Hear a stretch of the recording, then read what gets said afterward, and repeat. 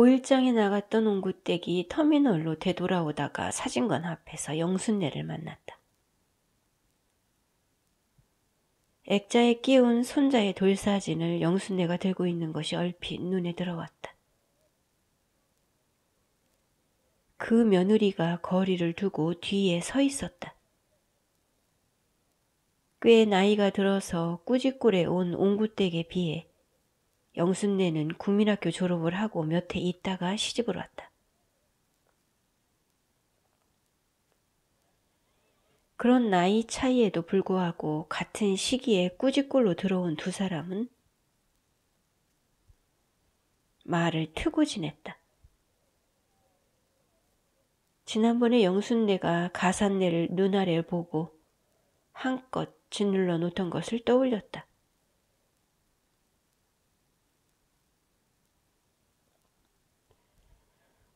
요즘 가산네를 가끔 보나? 그 여자와 말도 섞지 않는데 보면 뭘 하겠어? 요즘 그이가 안 보이게 그러지. 나는 그런 여자와 수준이 달라. 돈 있고 품이 있는 대갓집의 사모님이 아니라면 감히 나에게 말도 못 붙일 테니. 위풍당당한 영순네가 옹구댁은 왠지 마음이 들었다. 스스로 자신을 귀하게 들어 올리고 신분 높은 집에 안주인인 양 처신하는 영순네가 고고해 보이기까지 했다.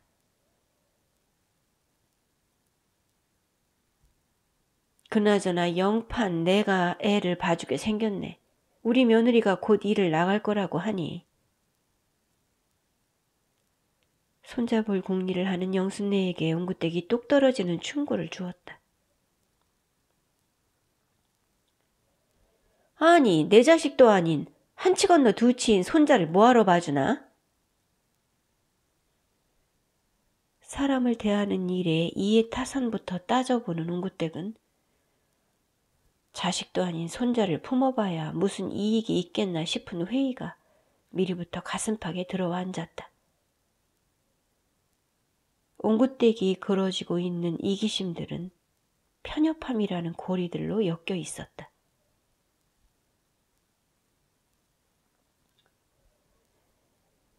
영순네가 제 며느리를 힐끗 쳐다보더니 말을 이었다. 뱃속에 아이가 하나 더 들었으니 손자 둘을 한꺼번에 봐야 될지도 모르겠네. 며느리가 첫 애를 낳을 때 애가 내려오지 않아서 애를 먹었는데 그래서 그런지 둘째 낳을 산딸을 미리부터 걱정하고 있으니 보는 내가 더 근심스러워. 그러자 옹구댁이 영순네의 며느리를 향해 그럴듯한 덕담을 주었다. 아유, 걱정도 팔자네. 아이가 나올 때가 되면 어련히 산도가 벌어지고 그것도 부족하면 회음까지 째질 텐데 무엇을 그리 사서 근심을 하나. 여성의 음부와 산도를 손짓 발짓으로 그림까지 그려가며 추가 설명을 하는 옹구댁은 마치 여의사처럼 유식해 보였다. 옹구댁이 아이 낳는 일에 대해 척척 박사처럼 유식이 넘쳐 말이 길어지자 영순네 며느리가 고개를 획 돌려버렸다.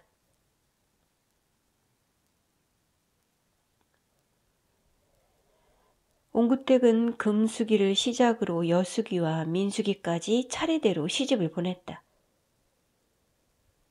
금수기야 중매쟁이가 주선한 자리로 보냈다지만 나머지 딸들은 그런 거 없이도 일찌감치 제 짝들을 찾았다.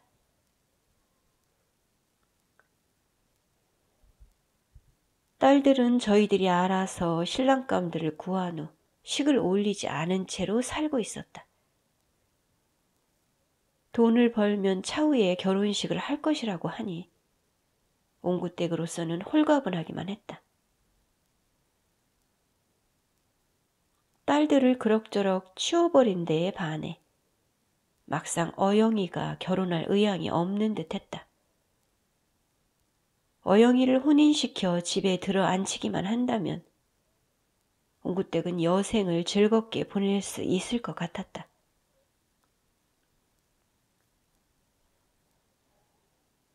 옹구댁은 남편과 함께 나란히 장구경을 나가고 싶었다. 어영이가 결혼을 한다면 며느리까지 끼고 나갈 수도 있었다. 게다가 어영이가 조만간 아이를 낳아준다면 어쩌면 3대가 더불어 곳곳에 나들이를 다니는 보기 좋은 광경을 연출할 수도 있었다. 옹구댁은 그럴듯한 제 모습을 사람들에게 보일 궁리를 하며 호기가 가득해졌다. 한데 어느 날 시집을 간 금숙이가 찾아왔다. 앞으로 다가올 좋은 날들만을 떠올리고 있던 옹구댁은 눈물 콧물을 짜대는 금숙이가 귀찮기만 했다. 금숙을 대면하기 싫었던 옹구댁이 등을 돌리고 앉았다. 금숙은 옹구댁과 어슷비슷한 성품으로 상대의 형편이나 곡절을 헤아려 줄 줄을 몰랐다. 그런 금숙이 남편을 닦아세워대는 모양이었다. 눈물을 짜내는 것으로도 성이 차지 않았는지 급기야 금숙이 죽어버리겠다는 말을 했다. 그러자 옹구댁이 비아냥거리듯 되받아쳤다. 돼질 테면 돼져라. 돼지면 끌어 묻으면 된다. 금숙은 시집을 가지 않겠다고 끝까지 버티지 못한 것을 후회하고 있었다. 옹구댁은 금숙을 마음에 두었던 옆 동네의 젊은이를 상기했다. 네가 혹시 그놈을 아직 못 잊은 거냐? 네가 그놈한테 시집을 갔으면 잘 살았을 것 같지? 그래, 그랬으면 내가 이렇게 살진 않았을 거야. 돈이 없으면 사랑이라도 있어야지. 이건 돈도 정도 도무지 없으니 사는 게 사는 것 같지 않아. 넌 어차피 너 좋다고 하는 놈한테 갔어도 못 살았을 거야. 어머니는 왜 만날 비관적인 소리만 해? 살면서 잘 될 일은 아예 없다는 거야? 그래 이년아. 내가 살아보니까 살면서 잘 되는 일이란 애당초 없더라. 왜 없어? 어머니처럼 불량한 성품을 가진 마누라를 저버리지 않고 끝까지 봐준 아버지가 있는데. 아버지 같은 남자를 만난 것이 어머니 인생에 잘된 일이 아니라면 도대체 무엇이 잘된 거란 말이야? 어째서 어머니는 어머니에게 주어진 좋은 것들을 외면한 채 나쁘고 불리한 것들만 움켜쥐고 사는 거야?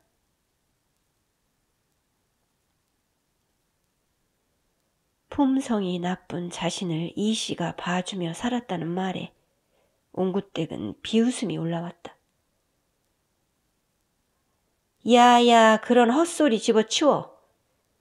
여자에게 있어서 성품보다 앞서는 게 뭔지 아니? 그건 여자의 미색이야. 남자에게 여자란 얼굴만 예쁘면 만사 오케이란 말이지.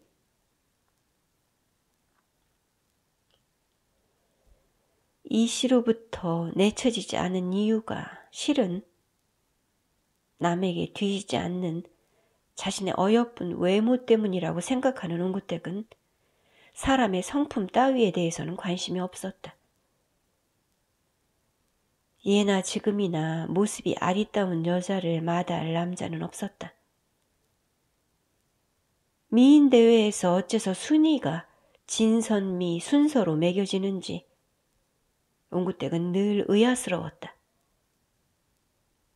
현실에서 매겨지는 순위는 단연 미가 으뜸이었다. 마주 앉아있던 금숙이가 문을 박차고 나가자 옹구댁은 금숙의 남편을 불러들였다.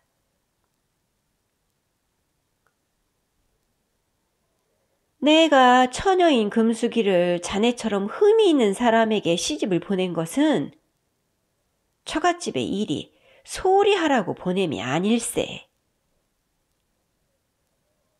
정성 들여 키운 딸 자식을 자네에게 거저 보냈으니 그 값을 뒤늦게라도 내놓아야 되지 않겠는가?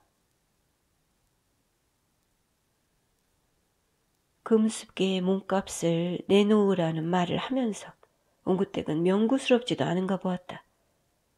씨암탉을 잡아서 100년 지객을 대접하기는커녕 옹구댁은 남모르는 대가를 원하고 있었다.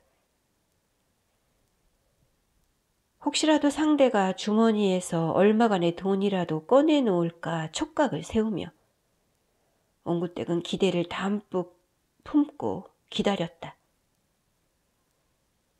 순간 금숙의 남편은 옹구댁처럼 똑같이 박한 소리를 그 앞에 뱉어내고 싶었다.